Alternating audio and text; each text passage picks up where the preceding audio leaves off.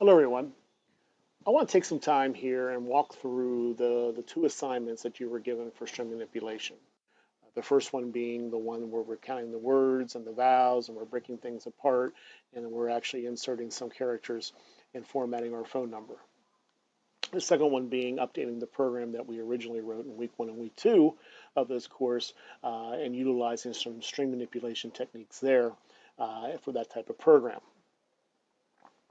I want to spend a little bit. We're going to do this in probably, three, four, about 5 different videos that you're going to have at your disposal, so we can break this stuff down a little bit and keep it simple, and you can focus on maybe the stuff that you may have had more difficulty with. In this video, I just want to talk to you a little bit more about string manipulation and what it is we're trying to accomplish this week. Two things we were trying to accomplish. Number one, introducing the whole concept of string manipulation. We did that in regards to showing you a list of different functions that are available to you in VB. This list is not exhaustive. As VB continues to grow and mature, I should say, more functions are now actually provided to you, and you can actually go out and find those. Matter of fact, all you need to really do is type in string functions for any particular language, and all these functions will show up.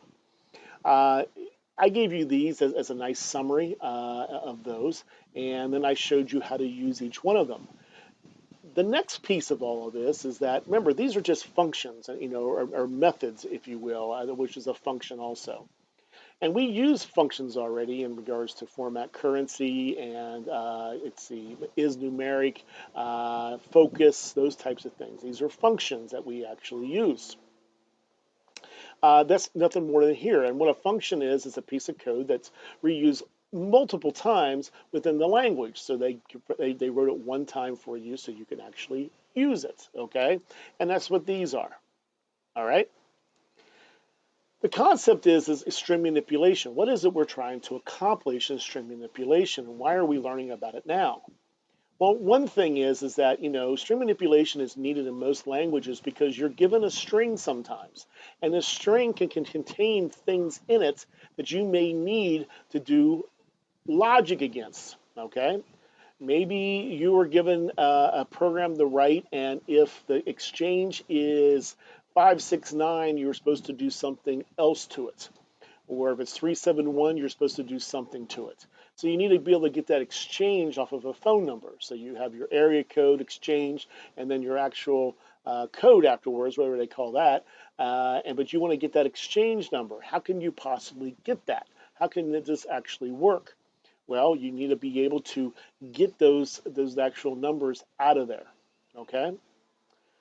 That's what I use a lot of string manipulation for, breaking down a whole string so I can get certain pieces out of it. Registration numbers usually have different codes all through it that maybe a programmer needs to get to. VIN numbers on a car has a lot of things in there that you need to be able to get to. Go look up VIN number and how it's broken down. Each one of those characters means something. So if a programmer is given a VIN number, they may need to be able to get certain pieces within that VIN number to do something with it. On the flip side, you might need to be able to insert things, back into it. Sometimes people store a social security number without the dashes, but once we go get the dashes out of the database, once we go get the social security number out of the database, we'll put the dashes back in. Same thing with a phone number. We're manipulating a string. Does that make sense? Okay, so why are we learning it now? Well, we're learning it for a couple different reasons. Number one, it's an important piece of programming. You need to understand what it is.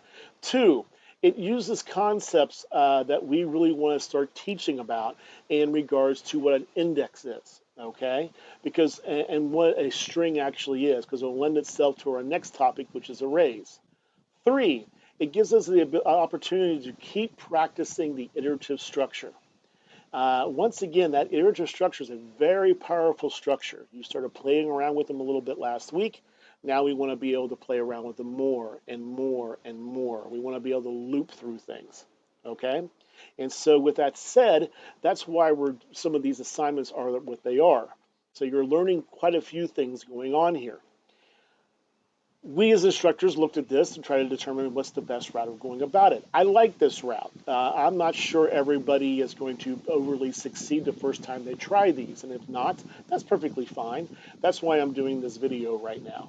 I hope you did try. If you struggled a bit, that's perfectly cool. Let's talk about them in these videos, and hopefully once you see it, you'll go, oh, got it.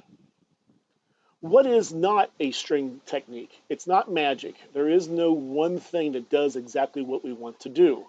There is no string technique to count the vowels. There is no string technique to count the words. There is no string technique to split things up. Well, I should say there actually is, but we don't want you to use it in this one.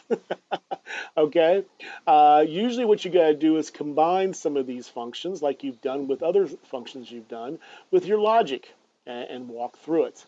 So once again, you need to look at the problem. You need to determine what needs to happen in the problem, and you need to then figure out what tools do you have at your disposal to actually do these types of things. Okay? So again, if for this particular problem, the one with the count the vowels and breaking apart. If you struggle with that, it's because we're basically asking you to not only learn about string manipulation techniques, but to also utilize your logic in solving these problems. All right, we'll go through step 1, step 2, and step 3. I'm going to do them in different videos. So once again, you have an opportunity to focus on what you actually got stuck with, if you did get stuck. What else I want to talk about? We talked about before this particular list. Okay, now if I go through here, and I think I mentioned these in the previous videos, if I sit back and say one of the ones you really should focus on, length is one I use quite a bit. Trim is what I use quite a bit. I don't very rarely use trim start or trim end. I do, but it's very rare where I may use those. Those are very special situations. I use trim quite a bit, especially to trim spaces, and I'm going to show you how I do that in this particular set of problems. Remove, every once in a while I'm doing a remove. Not very often. Matter of fact, it's not very often you're using string functions anyway in your code. But I would say maybe, I don't know, 30–40% of the time you're using something on this list. So I'll use remove quite a bit. I'll use replace. I don't use replace very often. I have used it. It doesn't seem like I've used it lately, but I have used it quite a bit here and there if I need to do something. Mid is really old. Very rarely you're going to use mid anymore. You may see code out there with mid in it, so it's nice for you to actually understand what it's doing, but I wouldn't use it for new programs. Pad left, pad right. I showed you in the previous videos what that's for. Usually it's for like a paycheck type thing. I've never used pad left, pad right in a program.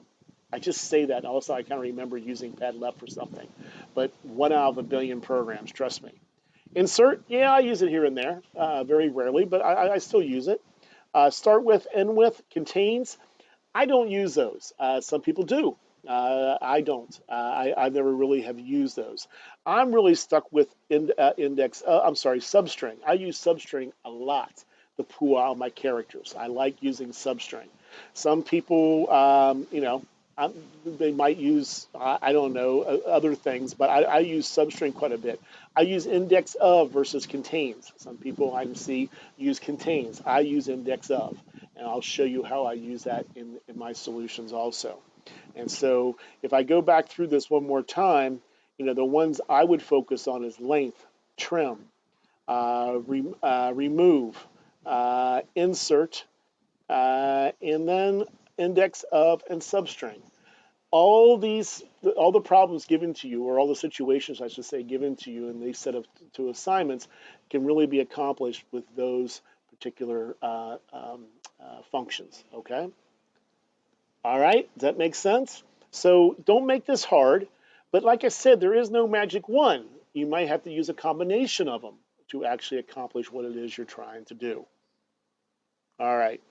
Getting back to our program here, if we sit back, I'm going to go through what these programs are supposed to do. And then again, in the next set of videos, you can kind of look at each one. I'll have them labeled as step 1, step 2, step 3.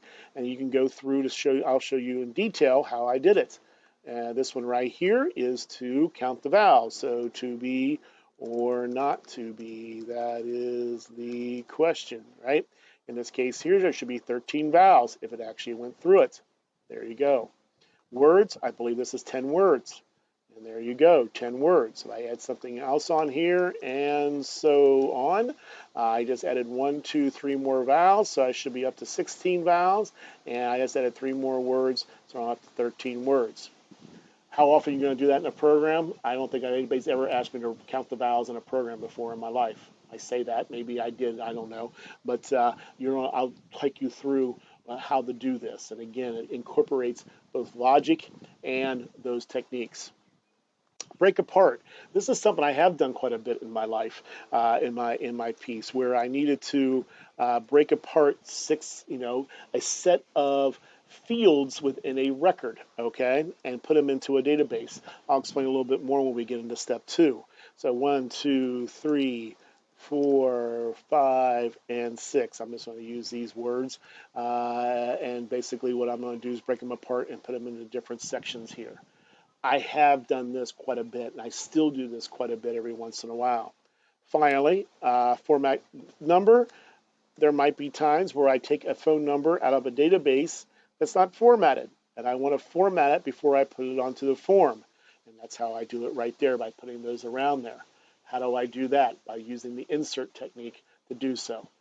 Once again, I will create 3 more videos that will show you how to do step 1, step 2, step 3. I will also then create a video that will take us through incorporating these techniques into a real-life situation, utilizing a program that we wrote before and modifying a little bit, utilizing string techniques to make things a little bit more simple and a little bit more dynamic and robust. All right, I hope this helps a little bit, and hopes at least you understand a little bit more about why we're doing this, maybe why you may have struggled a little bit, and then again, focus on the things that you need to, in the other videos that you needed some help with. With that, I will see you in the other videos.